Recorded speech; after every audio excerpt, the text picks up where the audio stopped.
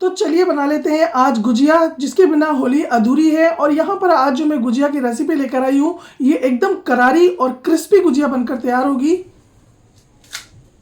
और इतनी मज़ेदार लगती है खाने में। और आप इसे 10 से 15 दिन तक भी रखकर खा सकते हैं, बिल्कुल भी ख़राब नहीं होती। और आज हम यहाँ पर दो तरह की गुजिया बनाएंगे, एक चाशनी वाली और एक बिना चाशनी वाली, और दोनों ही गुजिया बहुत ही ज़बरदस्त बनकर तैयार होगी। तो चलिए बनाना शुरू करते हैं। तो सबसे पहले गुजिया बनाने के लिए यहाँ पर लिया है मैंने आधा किलो मैदा, और मैदा हमने अच्छे से छान कर लिया है यहाँ पर। अब इसके अंदर हम थोड़ा सा नमक ऐड करेंगे। किसी भी मीठे के अंदर इस तरह से हम 2 चुटकी नमक ऐड करते हैं तो उसका टेस्ट एकदम अच्छे से इनहेंस हो जाता है। लेकिन अगर आप नहीं पसंद करते तो आप इसे स्किप कर सकते हैं। अब बीच में इस तरह से एक गड्ढा बना लेंगे। अब इसमें हम मोइन लगाएंगे। तो मोइन लगाने के लिए यहाँ पर मैंने आधा कप घी लिया है। आप घी की जगह पे चाहे तो तेल का भी यूज़ कर सकते हैं। तो घी को मैंने इस तरह से मेल्ट कर लिया है। अब अच्छे से हम मसल कर मैदे को घी के अंदर मिक्स करेंगे, यानी अच्छे से मोइन लगाएंगे। तो मोइन एकदम परफेक्ट होना चाहिए, नहीं तो हमारी गुजिया बिल्कुल भी अच्छी नहीं बनेगी और बिल्कुल बनने के बाद एकदम जल्दी से सॉफ्ट हो जाएगी। इस तरह से अगर आप परफेक्ट मोइन लगाकर आप गुजिया बनाते हैं तो आपकी गुजिया बनने के बाद भी एकदम क्रिस्पी और करारी रहेगी 10 से 15 दिनों तक, और बिल्कुल भी खराब नहीं होगी। तो मोइन चेक करने के लिए आप इस तरह से मुट्ठी बांध कर देखिए हल्के हाथों से। अगर मुट्ठी बंध रही है यानी हमने जो मोइन लगाया है वो एकदम परफेक्ट है। तो यहाँ पर मोइन लगाने के लिए आप घी की जगह तेल का भी यूज़ कर सकते हैं, लेकिन तेल से इतनी अच्छी गुजिया नहीं बनती जितना घी से बनती है। आप चाहे तो आधा तेल और आधा घी भी यूज़ कर सकते हैं। तो अब यहाँ पर थोड़ा थोड़ा पानी डालकर हम इसका एक टाइट डो लगा के तैयार कर लेंगे। डो हमें बिल्कुल भी सॉफ्ट नहीं लगाना है, एकदम टाइट डो लगा के हमें तैयार करना है। अगर आप सॉफ्ट डो लगाएंगे तो आपकी गुजिया बिल्कुल भी अच्छी नहीं बनेगी और बनने के बाद बहुत जल्दी सॉफ्ट हो जाएगी। और इस तरह से टाइट डो लगाएंगे तो आपकी गुजिया बहुत ही अच्छी से करारी और क्रिस्पी बनी रहेगी बहुत दिनों तक। तो अब हमारा आटा यहाँ पे तैयार हो गया है, इसे हम ढककर रख देंगे साइड में। और चलिए अब बना लेते हैं गुजिया की स्टफिंग। तो इसके लिए मैंने पैन में डाल दिया है 3 चम्मच घी। गैस की फ्लेम को हम यहाँ पे लो ही रखेंगे, और जब घी हमारा अच्छे से गर्म हो जाएगा तब इसके अंदर हम ऐड करेंगे थोड़े से कटे हुए ड्राई फ्रूट्स, यानी यहाँ पे मैंने काजू और बादाम लिया है। तो ड्राई फ्रूट्स आप अपने टेस्ट के अकॉर्डिंग इसके अंदर कम या ज़्यादा कर सकते हैं, और जो आपको पसंद हो इसके अंदर और भी ऐड कर सकते हैं, और जो ना पसंद हो इसके अंदर कम कर सकते हैं। तो बस अब इसे हम लो फ्लेम पे अच्छे से ड्राई फ्रूट्स को भून लेंगे। तो जैसा कि मैं अपने हर वीडियो में आपको बोलती हूँ, जो भी मीठा बनाती हूँ, कि ड्राई फ्रूट्स को अगर हम इस तरह से भून के डालते हैं तो आप जो भी मिठाई या जो भी चीज़ आप बनाते हैं उसकी शेल्फ लाइफ बढ़ जाती है, क्योंकि इसका मॉइस्चर खत्म हो जाता है। और साथ ही घी में भूनने की वजह से ड्राई फ्रूट्स बहुत ही टेस्टी क्रिस्पी हो जाते हैं, तो खाने में बहुत ही मज़ेदार लगते हैं। अब यहाँ पे काजू बादाम थोड़े से हमारे भून गए हैं, तब इसके अंदर मैंने थोड़ी सी किशमिश ऐड कर दी है। किशमिश बहुत जल्दी भून जाती है, इसलिए जब ड्राई फ्रूट थोड़े भून जाए उसके बाद ही इसके अंदर ऐड करना है। अब इसे 1 से 2 मिनट तक हमें और भूनना है, और उसके बाद हम इसे निकाल लेंगे एक अलग बर्तन में। तो यहाँ पर हमारे सारे ड्राई फ्रूट जो हमने भुने हैं इनको बस हल्का सा गुलाबी कलर आने तक ही हमने भुना है। अब जो पैन में घी बचा है बस इसी के अंदर हम ऐड कर देंगे आधा कप सूजी, और सूजी को भी लो फ्लेम पर लगातार चलाते हुए हमें गुलाबी कलर आने तक, अच्छी सी खुशबू आने तक हमें भूनकर तैयार करना है।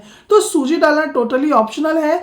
आप चाहें तो यहाँ पर सिर्फ मावे से भी गुजिया बना सकते हैं, लेकिन यहाँ पर आज मैं बना रही हूँ सूजी मावा गुजिया, जो कि बहुत ही ज़बरदस्त लगती है। और सूजी डालने की वजह से गुजिया की जो है थोड़ी शेल्फ लाइफ बढ़ जाती है और बहुत ही ज़बरदस्त लगती है खाने में। तो सूजी देखिए हमारी इतनी देर में भुनकर तैयार हो गई है। अब इसे निकाल लेंगे हम अलग बर्तन में, और वापस से मैंने वही पैन ले लिया है, इसको साफ़ कर लिया है मैंने। और यहाँ पर लिया है मैंने ये जो सूखा नारियल होता है, इसको मैंने इस तरह से ग्रेट करके लिया है, और थोड़े से मैंने नारियल इस तरह से छोटे छोटे टुकड़ों में कट कर लिया है, और इसे भी हम हल्का सा भून कर निकाल लेंगे। आप चाहें तो मार्केट में जो नारियल का बुरादा आता है रेडीमेड, आप वो भी ले सकते हैं, लेकिन आप एक बार इस तरह से गुजिया बनाकर देखिएगा। जब नारियल को इस तरह से आप घिस कर इसके अंदर डालते हैं ना गोला, तो एक अलग ही टेस्ट आता है गुजिया के अंदर। आप मेरी तरह से एक बार गुजिया बनाकर देखिएगा, बहुत ही ज़बरदस्त गुजिया बनकर तैयार होती है। तो अब यहाँ पे नारियल भी देखिए हमारा हल्का सा भुन गया है, बहुत ज़्यादा इसे हमें नहीं भूनना है, बस हल्का सा इसका गुलाबी कलर आ जाएगा, बस इसे हम निकाल लेंगे और उसी बर्तन में निकालेंगे जिसमें कि हमने पहले से ड्राई फ्रूट्स भून के रखे थे। तो यहाँ पे अब सारे नारियल को निकालने के बाद मैंने यहाँ पर लिया है 300 ग्राम मावा।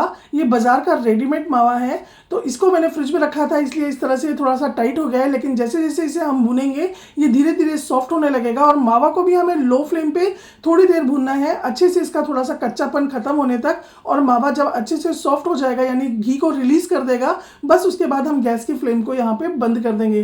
तो देखिए मावा इतना अच्छे से हमारा भुन चुका है, बिल्कुल इसने घी भी छोड़ दिया है।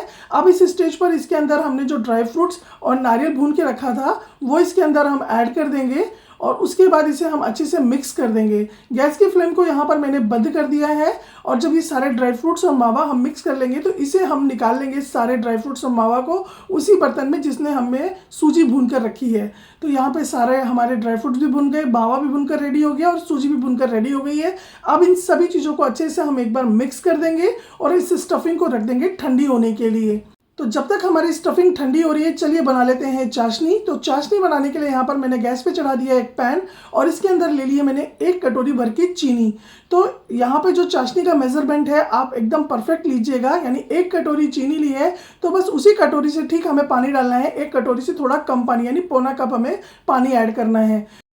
अब चीनी को हम यहाँ पर अच्छे से पहले घुलने देंगे। जब चीनी हमारी थोड़ी सी घुल जाएगी तब इसके अंदर ऐड कर दिया मैंने थोड़े से केसर के धागे। ये टोटली ऑप्शनल है डालना, लेकिन अगर आप डालेंगे ना तो आपकी गुजिया के अंदर एक बहुत ही अच्छा खुशबू और बहुत ही अच्छा फ्लेवर आएगा। अगर आपके पास नहीं हो तो आप इसे स्किप कर सकते हैं। साथ ही यहाँ पर मैंने 2 इलायची ली है और इलायची को भी इस तरह से हम कूट कर डालेंगे, इससे काफ़ी अच्छा फ्लेवर आ जाएगा पानी के अंदर यानी चाशनी के अंदर, तो आपकी गुजिया खाने में बहुत ही ज़बरदस्त लगेगी। तो यहाँ पर दोनों इलायची को भी मैंने इस तरह से कूट कर इसके अंदर ऐड कर दिया है। अब चाशनी को हमें लगातार चलाते हुए तब तक पकाना है जब तक ये थोड़ी सी गाढ़ी न हो जाए, यानी जिस तरह से हम गुलाब जामुन या जलेबी के लिए चाशनी बनाते हैं ना, बस ठीक वैसे ही हमें यहाँ पे चाशनी बना के रेडी करनी है। अब इसके अंदर मैंने थोड़ा सा ऐड कर दिया है येलो फूड कलर। ये भी टोटल ऑप्शनल है, लेकिन अगर आप डालेंगे ना तो एकदम बाजार जैसी गुजिया आपकी बनकर तैयार होगी।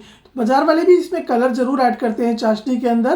तो यहाँ पर हमारी चाशनी ये देखिए थोड़ी सी उबलने लगी है। बहुत ज़्यादा हमें यहाँ पे इसको उबालना नहीं है, यानी 1 या 2 तार की चाशनी हमें नहीं बनाना है। जैसा कि मैंने पहले भी बोला है, बस हाथों से इस तरह से टच करेंगे तो ये इस तरह से गाढ़ी गाढ़ी सी यानी शहद जैसी फील होनी चाहिए। और इस तरह से जब उंगली को उठाएंगे ना तो तार बनने जैसा लगना चाहिए, लेकिन तार बनना नहीं चाहिए। तो यहाँ पर हमारी चाशनी हो गई है तैयार। अब इसे हम गैस की फ्लेम को कर देंगे बंद।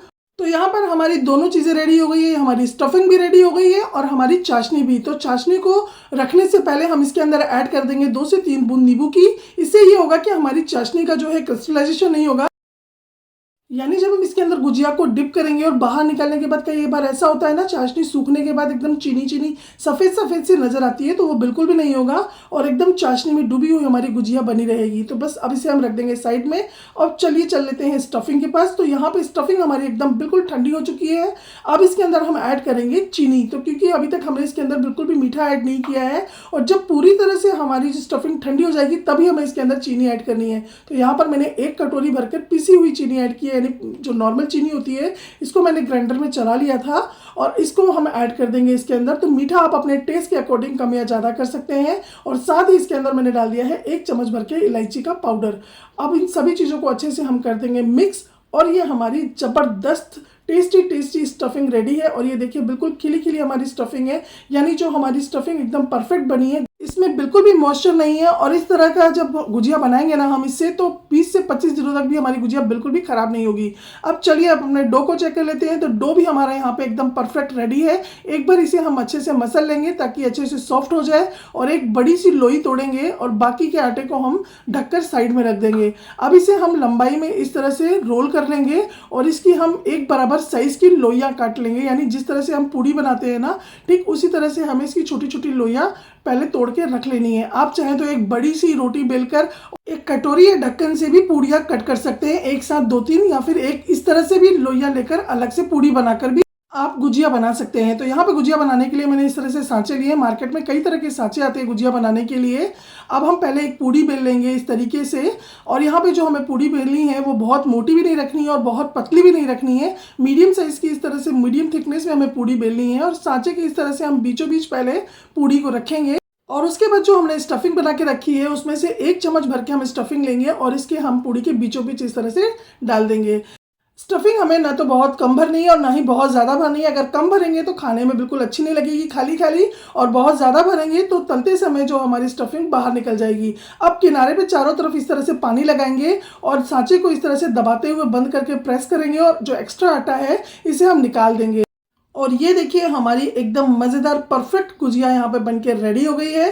तो इसी तरह से हम अपनी सारी गुजिया बनाकर पहले तैयार कर लेंगे और इन्हें एक प्लेट में रखते जाएंगे। गुजिया को ढक के रखिएगा, खुला मत रखिएगा, ताकि इसकी ऊपर की जो सतह है वो सूखनी नहीं चाहिए। और इसी तरह से मैंने यहाँ पे देखिए अब सारी गुजिया बनाकर रेडी कर ली है और मैंने इस तरह से इसको ढक के रखा था। तो चलिए अब चल लेते हैं इन्हें फ्राई करने के लिए। तो मैंने पहले से ही गैस पर तेल चढ़ा दिया था गर्म होने के लिए और ये बिल्कुल लो फ्लेम पे मैंने तेल को गर्म किया हुआ है। पहले एक हम गोली डालेंगे इसके अंदर आटे की और इसे हम चेक कर लेते हैं। तो ये देखिए गोली डालने पर इसमें बबल्स तो आ रहे हैं, लेकिन ये देखिए गोली एकदम नीचे ही बैठी हुई है, यानी ऊपर नहीं आ रही है। यानी इतना ही हमें गर्म तेल चाहिए, बहुत ज़्यादा गर्म तेल में हमें गुजिया को फ्राई नहीं करना है। तो पहले हम लो फ्लेम पे अपनी जितनी कढ़ाई में गुजिया आ जाएगी सारी इसके अंदर हम ऐड कर देंगे और बिल्कुल भी गुजिया को हमें बिल्कुल टच नहीं करना है जब तक कि ये एक तरफ से अच्छे से सिक नहीं जाती है।